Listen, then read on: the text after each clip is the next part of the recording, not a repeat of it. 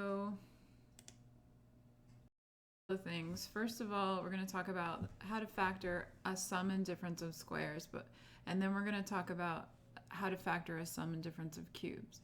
So what I want you to understand is that the main idea here, what to do when we have two terms, will be important. So what do I mean by two terms? Well, we might have something like 6x squared. Terms are things that are separated by a plus or a minus, and these it's stopping again. I've had such good luck in the past, but this is not working today. Let's see. Oh wow, it won't even let me chat.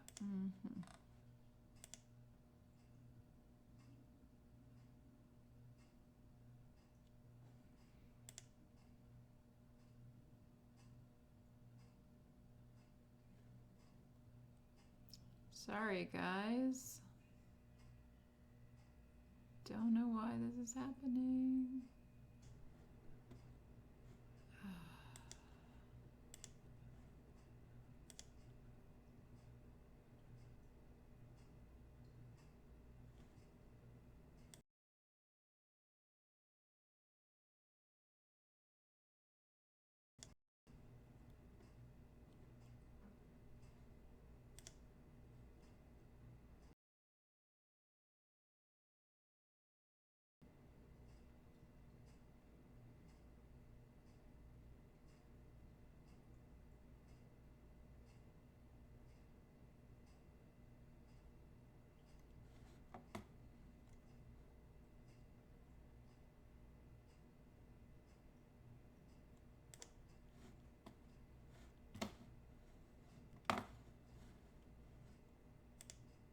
Okay, we're back on. Sorry, guys.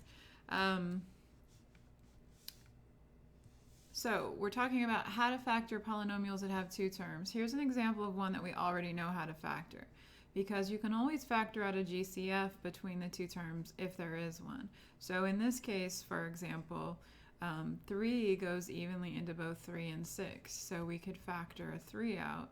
X is the lower power of the two of the x factor of each term, so we're going to factor out an x. And what would you have to multiply 3x by to get 3x? That would be 1.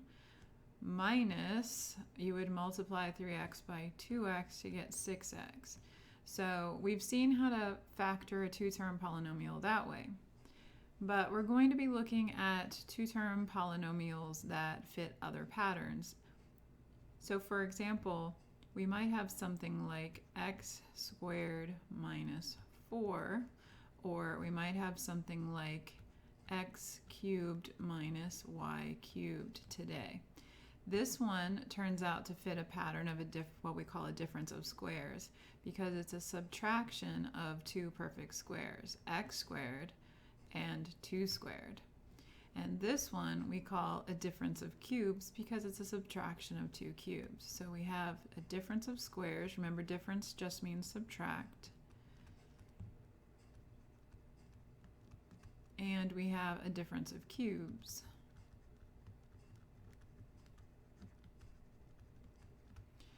Okay, perfect cube means it's something raised to the third power, by the way. All right, so we want to know today how we factor things that look like that. It turns out they all factor very nicely. Before we discuss the difference of squares, I want to remind you of what happens when we multiply conjugates together. So let's talk about something called conjugates.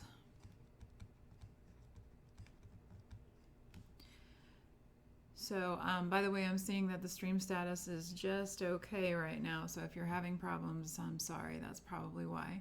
This is being recorded, I hope.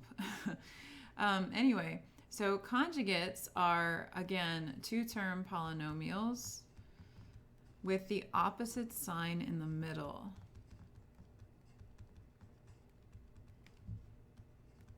So what I mean by that is something like x plus 3 is the conjugate of the binomial x minus 3. And so what's important here is, remember, our goal is to factor some things and that have special forms. And remember, factoring is the reverse of distributing or multiplying. So I'm going to show you what happens when you multiply two conjugates together. So what happens when you multiply x plus 3 times x minus 3? We're going to FOIL it out. So first times first, we have x times x, which is x squared. Outer times outer, we have x times -3, or -3x. Inner times inner, we have 3 times x, so plus 3x. And last times last, we have 3 times -3 is -9. So notice that what happens is these middle two terms cancel out.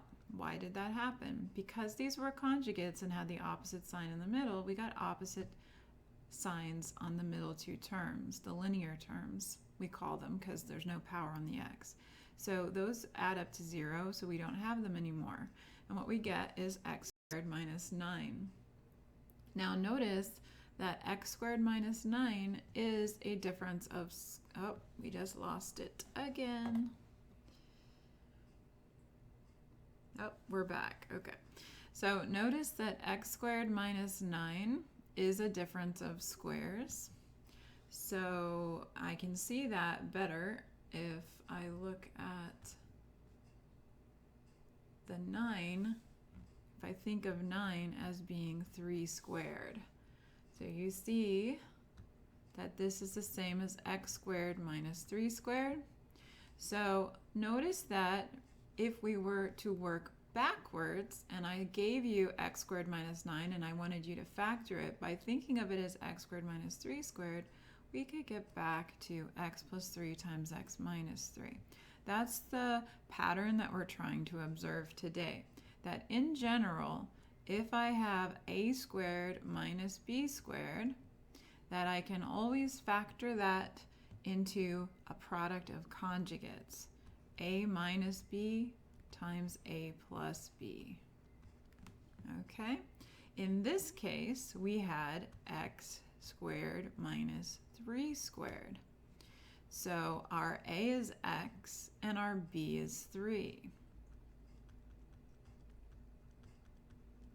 So following the pattern, we have a is x and b is 3. A is x and b is 3. And it factors into x minus 3, x plus 3. Now I'm just going to check. Can you see that on the screen?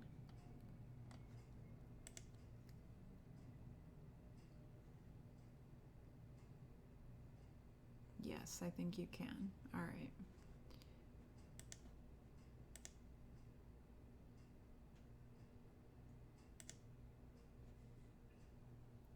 Okay, so let's try a couple different problems using the same pattern. The pattern of a difference of squares, factoring a difference of squares.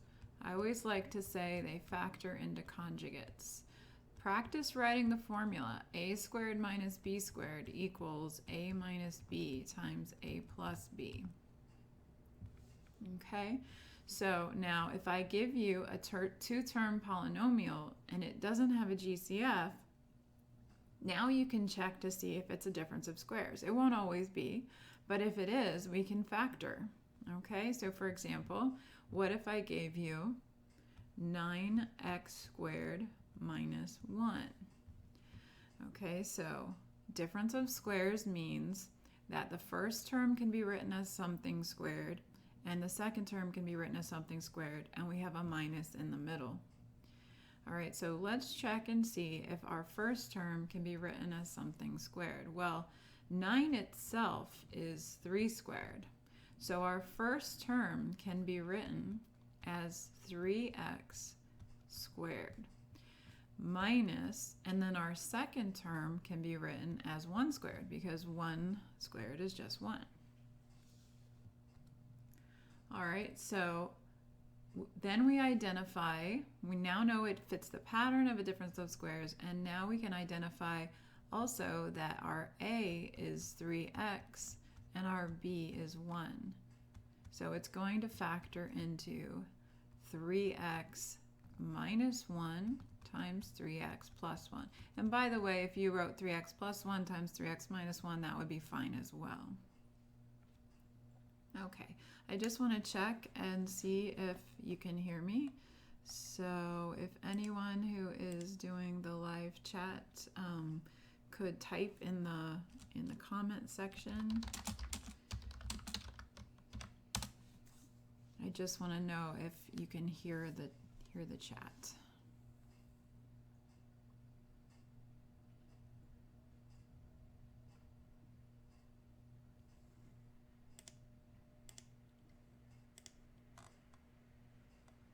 I know the stream status is just okay right now, so I'm sorry about that. Okay, thank you for answering me. All right, so now we're going to look at another example. What if we had x squared y squared minus 144? Okay, so again, two terms. What are terms? Terms are things that are separated by a plus or a minus. So we have the first term is x squared y squared, and the second term is 144. Are they perfect squares? That's what you want to ask yourself. Well, first you always want to ask yourself, is there a greatest common factor? But notice that in this case, there's nothing we can factor out of both terms. So the next thing you ask yourself is, since it's two terms, are they perfect squares? And the answer to that is yes. In this case, you could think of xy to the second power instead of x squared y squared. And you could think of 12 squared, which is equal to 144. You're going to want to be familiar, by the way, with your perfect squares. When you're first doing this, you might not recall the perfect squares right off the top of your head. Once you've done it a few times, done a few problems, you're going to start, remembering the perfect squares. But in the meantime, what I would recommend is that you just make a little list. Start with 1 squared is 1, 2 squared is 4, 3 squared is 9, 4 squared is 16, 5 squared is 25, 6 squared is 36, and so on. I would go all the way up to around 14 squared. But anyway, then you can glance over at your list and you'll see, oh yeah, 144 is on my list. That's a perfect square. If you keep that handy for a little while, you're going to remember eventually. Okay, so anyway, we know that this is a difference of squares, xy squared minus 12 squared. And we can identify that in this case, A is our xy and B is our 12. So we're going to factor it into conjugates following the pattern xy minus 12, xy plus 12. Okay, so this is a special factoring pattern that we see when we have two terms. Let's try one more difference of squares problem. Again, the difference of squares factors into conjugates. Write the formula down a few times because you're going to remember it better that way. A squared minus b squared equals a plus b, a minus b. All right, what if I asked you to factor something like 3x squared minus 27?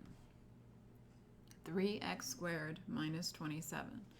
All right, so once people see a difference of squares, when they see a squared and two terms, they want to use difference of squares right away. But 3 is not a perfect square, and neither is 27, so it doesn't fit that pattern. However, we forgot a step because we should always check for a GCF. So let's see what we get when we factor the 3 out. We have a 3 in common to 3 and 27, and that's about it. So I'm going to factor a 3 out. Let me just check on my streaming here. Okay. All right, when we factor the 3 out, what is left behind? In the first term, x squared is left behind. And in the second term, 3 goes into 27 9 times, so 9 is left behind. Now, previously you may have stopped at that point because I only asked you to take out the greatest common factor, but now we want to see if we can take it a step further. Factoring completely would mean that we factor this if possible. Is this a difference of squares? Yes. This is the same as x squared minus 3 squared. So we know that that factors into x minus 3, x plus 3. So this other 3 out front here that I'm going to highlight, that just tags along. So it's going to stay out front. So we're going to have 3 times x minus 3 times x plus 3. So this x squared minus 9 turned into this part. Okay? So that whole thing is the answer. All of that together is the answer, the complete factored form. So the lesson I want you to learn here is, number 1, you should check for a greatest common factor first before ever trying the difference of squares. And number 2, difference of squares does not always apply if you don't have a perfect square. Here's another example. It looks very similar. 3x squared plus 27. We're going to look to factor out a greatest common factor, which is 3 again, but notice that what's left behind is x squared plus 9. The pattern that I've told you about, a squared minus b squared, the difference of squares, has to have subtraction. It does not work. There is no way to factor x squared plus 9. The reason is because in order to factor that, we would need either 2 positives or 2 negatives for the last 2 terms to multiply to give us a positive 9. And so for example here, if I FOILed this out, I'd have x squared plus 3x plus 3x plus 9.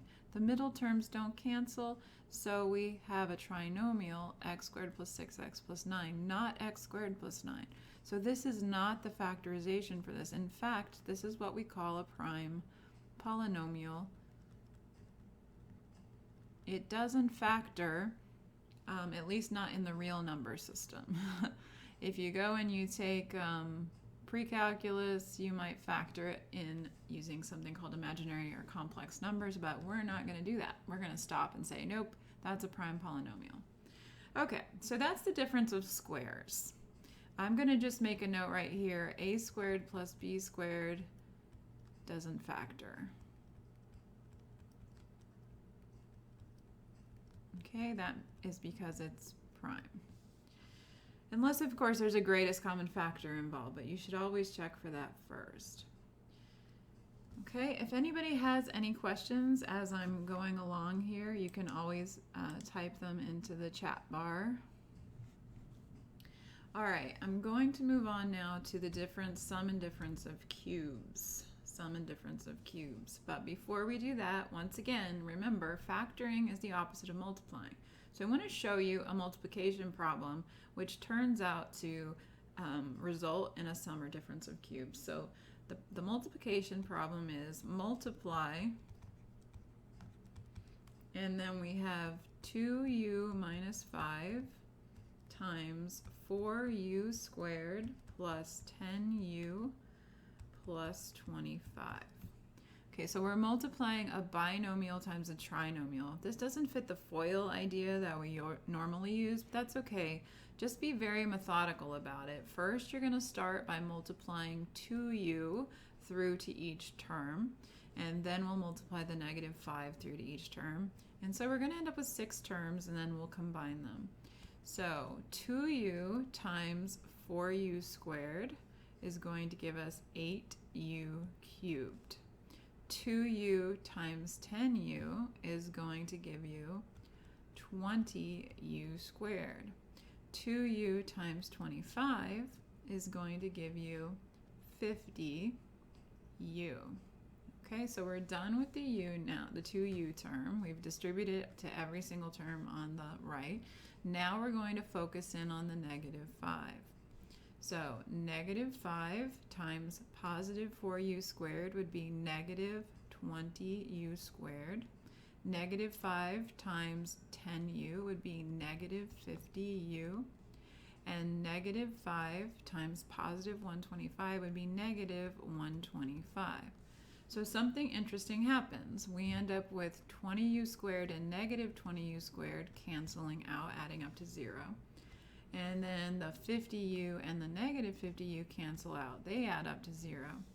And so the result is 8u cubed minus 125. So remember, what we just did is to multiply and get an answer. If I give you this 8u cubed minus 125 and ask you to factor, so if I ask you to factor 8u cubed minus 125, then, ooh, that's kind of sloppy. Hold on a sec. Come on.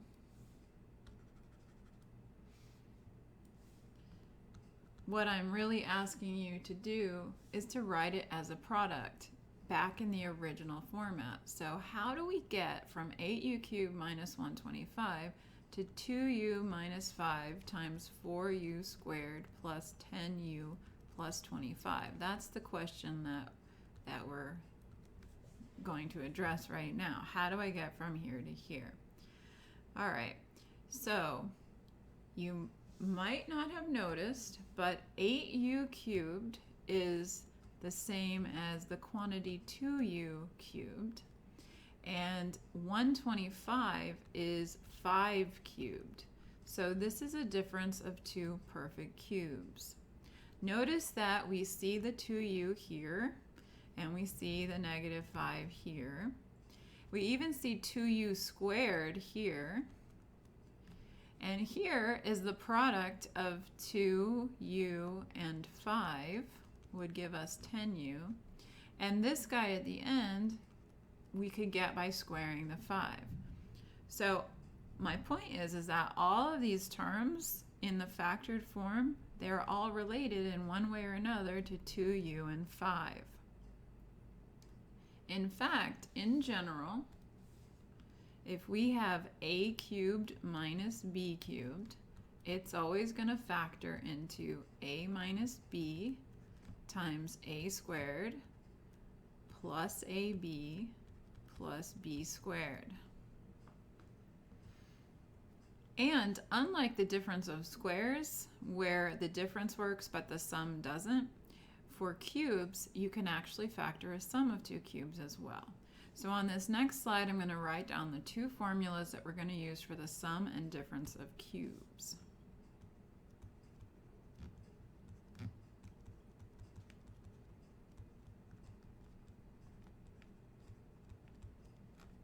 Okay, the patterns that we'll follow are a cubed minus b cubed equals a minus b times a squared plus ab plus b squared, and a cubed plus b cubed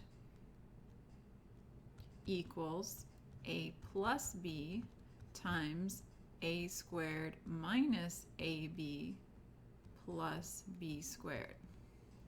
Now you'll notice that these 2 formulas are almost identical except for the signs. So one of the challenges of remembering this formula is just to not get the signs mixed up. But there's a nice little way to remember it. Notice that this first pair of signs, in each case, it matches the sign of the original polynomial. So in other words, that sign, no matter which formula you're talking about, is the same as in the original polynomial. This next sign is the opposite of the sign that we had in the original polynomial in both cases. This one's always the opposite. And then in the last sign there, it's always positive in both formulas. And so there's a little mnemonic device that you can use, SOAP. SOAP, to remember the signs. Same, opposite, always positive. The first letter of the word spells out soap. Okay, so that's just a little trick. Try testing yourself and writing out the formulas so that you can use them when you need them. This is probably new to everyone in the class. I know we're all coming in with different backgrounds, but a lot of times people have not seen these factorization formulas, so this is something you need to make a flashcard or whatever and test yourself. All right, with that in mind, I'm going to erase soap from here.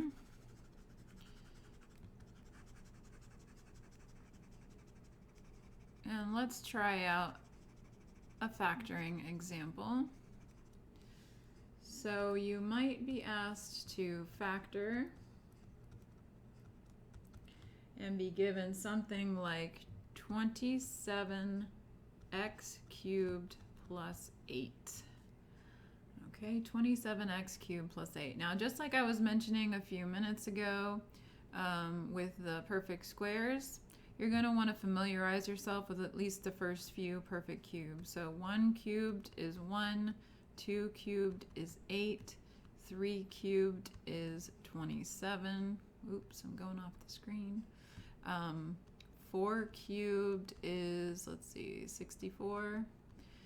Okay, 5 cubed is 125, and so on. Notice right here, we see that we have a two-term polynomial. We have no greatest common factor, but the x is to the third power, and 27 and 8 are perfect cubes. So those are our clues that yes, we can apply the factoring formula for the sum, in this case, of two perfect cubes. Sum means add, right? So in that case, I need to think, okay, what is being cubed in the first term and what is being cubed in the second term? In the first term, 3x is being cubed because 27 is 3 cubed. And in the second term, 2 is being cubed. 2 cubed is 8. So what does that do? That identifies our A and our B. We just saw that in our formula, we need A to be 3x and we need B to be 2. Okay, so now we're going to apply the formula. And just debating where I want to write this. Okay, I'm going to erase the cubes over here. We already used them. All right, and we're going to apply our formula. So A, I'm using the second formula here, where we have a plus b, a squared minus ab plus b squared. So a is 3x plus, same sign, b is 2. And then in the second set of parentheses, we have a squared. Now this is one that people get wrong. Make sure to put this in parentheses. So the whole thing's being squared. So 3x quantity squared. And then minus AB, so 3x times 2. Notice that was a minus, the opposite of the original sign. And then always positive plus 2 squared. B squared is 2 squared. Okay, you're going to have a little simplifying to do in that trinomial, but that equals 3x plus 2 times, we're going to have 9 times x squared minus 6x plus 2 squared is 4. There is no point to ever try to factor this trinomial here because it will always be prime. Unless you forgot to factor out a GCF at the beginning or something, but it should always be prime. So that's how you use the formula for the sum of two cubes. Okay, let's look at one more problem involving the formula for the sum of two cubes.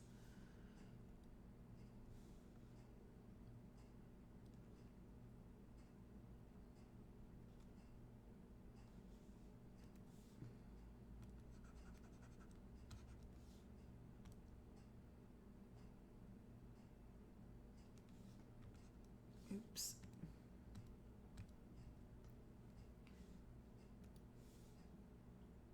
Trying to get my eraser to work, but it's not wanting to. Hold on.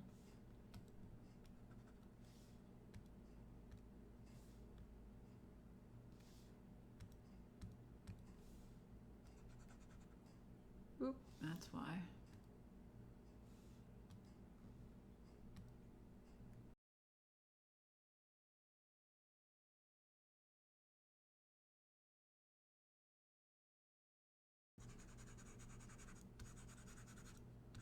Come on, eraser.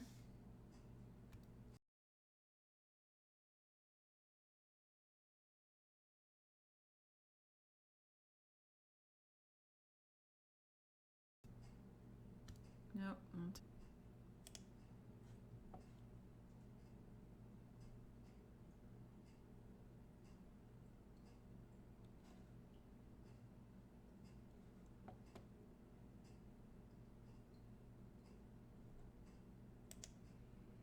Sorry guys, we're having problems again. Don't know why. Okay, it's back for the moment. All right.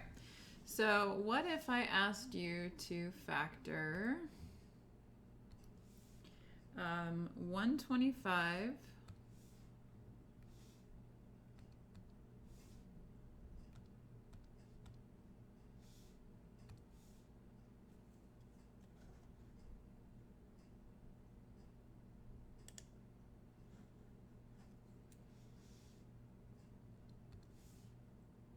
125 x cubed minus 5x. I don't know why it's doing this. Okay, hold on.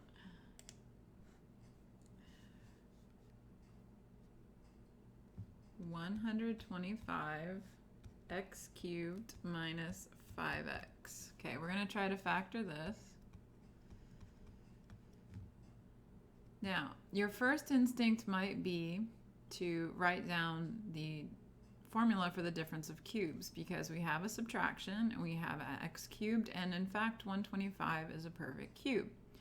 But what we are forgetting is that before we even check if we have a difference of cubes, we need to take out the greatest common factor.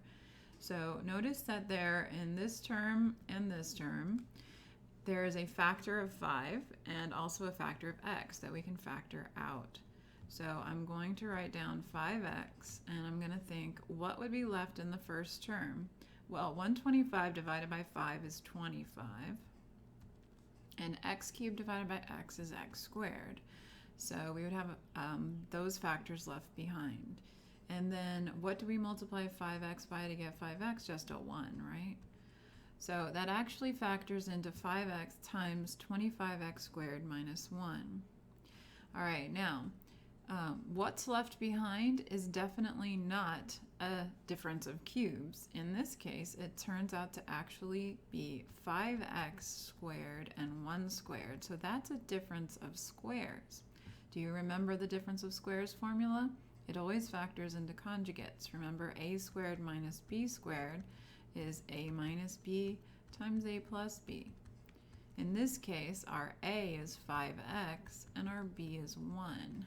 So this is going to factor, don't forget the 5x that's out front there, that's just going to tag along. This is going to factor into 5x minus 1 times 5x plus 1. Sorry, I'm running out of space there. Let me see if you can see that.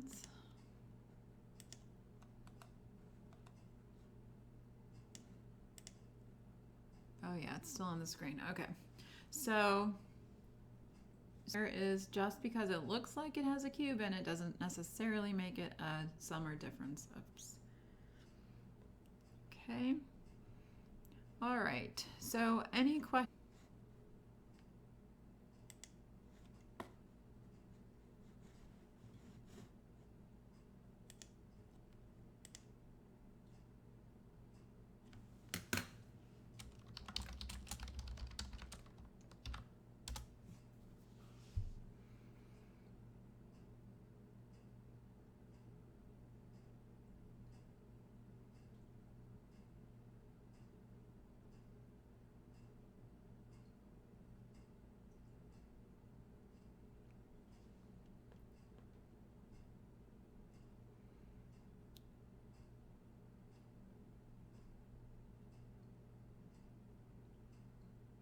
Okay, so that's the end of the topic of factoring sum and difference of cubes and squares.